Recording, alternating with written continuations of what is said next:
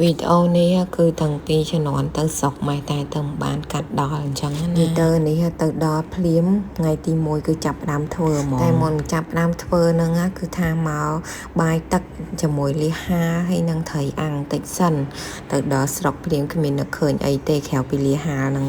បាយទឹកហើយអីហើយនឹងខ្ញុំសម្រាប់អាហារជាមសធុ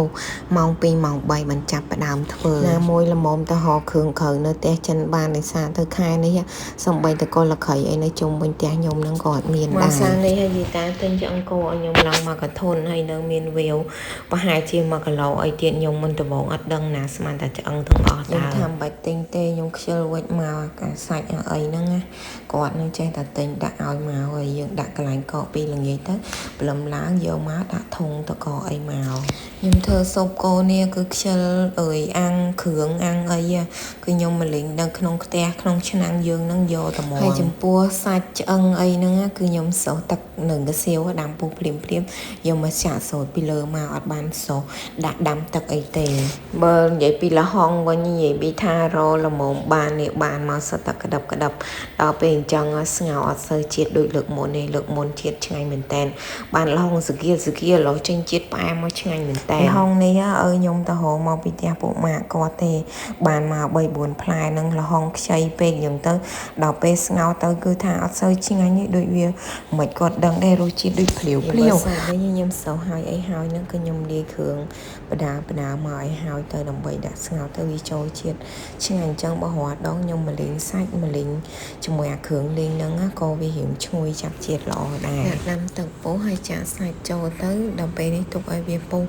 ឡើងពពុះអញ្ចឹងមកយើងស្រង់ពពុះស្រង់អីចោលផងឃើញធ្វើស៊ុបសានេះអត់សូវឆ្ងាញ់មកពីខ្ញុំដាក់ឆៃថាវដែរក៏មិនដឹងដោយសារឃើញឆៃថាវមានមួយអញ្ចឹងខ្ញុំដាក់ប្រហើយហ្មងទៅដល់ពេលអញ្ចឹងមានអារម្មណ៍ថាផ្លែជ្រាវសធុហើយស្រង់ពពុះស្រង់អីចេញមិនខ្ញុំដាក់អាវាវហ្នឹងមកងាស់តាមក្រោយហើយអាចជាគ្រាន់តែខ្ញុំប្រើនេះបាត់តែឃើញទូចអញ្ចឹងឯណាប៉ុន្តែភ្លើងគឺងុំល្អខ្លាំងមែនតើហើយដុតទៅអត់ចោះអស់ទេដាក់តែ1កតុយ2កតុយណានិយាយពីថាភ្លើងដោមមកក្តៅជះមកតាបាតឆ្នាំងយើងទៅខ្ញុំដាក់បន្លែជាមួយនឹងសាច់អីហ្នឹងមកងាស់ចូលគ្នាខ្ញុំថាមកងាស់ឲ្យវាលួយអញ្ចឹងណាដើម្បីឲ្យវាចេញជាតិឆ្ងាញ់តែដល់ពេលយើងដាក់ល្ហុងដាក់អីទៅល្ហុងវាមួយវាខ្ចីពេកអញ្ចឹងទៅជារសជាតិបែបខុសពីការគ្រោងទុកបដៅសំគ្រឿងអីមើលទៅរៀងល្មមបន្តិចហ្នឹងខ្ញុំទុកឲ្យប៉ាអ្នកមើលភ្លើងខ្ញុំចាប់ផ្ដើមទៅដើរលេងបានអីចាប់ផ្ដើមធ្វើកដាថ្ងៃត្រង់ហ្នឹងគឺប្រញាប់ចាំទៅដើរលេងដល់ពេលអញ្ចឹងសុកខ្ញុំល្មមខ្ញុំទៅដល់ផ្ទះវិញគឺថាឲ្យខ្ញុំគាត់លើកយកទៅទុកលើផ្ទះបានហើយគាត់ថាឆ្អិនល្មមអញ្ចឹងហើយណាមួយក៏វារៀងយកដែរមកទៅដល់ផ្ទះវិញហើយឡើងហ្នឹងខ្ញុំបានដួសយកទៅប្រគេនលោកខ្លះដែរហើយបានឲ្យអ៊ំមកកូនឆ្នាំងដែរខែពីនង